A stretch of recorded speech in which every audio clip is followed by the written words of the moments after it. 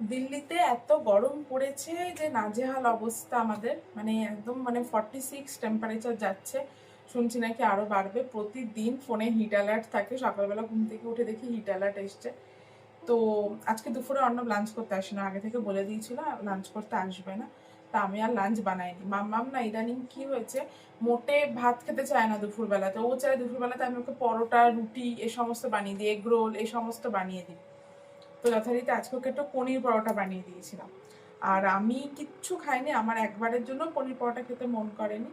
আমি খেয়েছিলাম তরমুজের শরবত। ঠিক আছে, ওই খেয়ে সারাদিন রয়েছি, মানে একটু শরবত জাতীয় খাবার খেতে বেশি ভাল লাগছে। কিন্তু এখন তো রাতে তো রান্না করতে হবে, অর্ণব বাড়ি এসছে।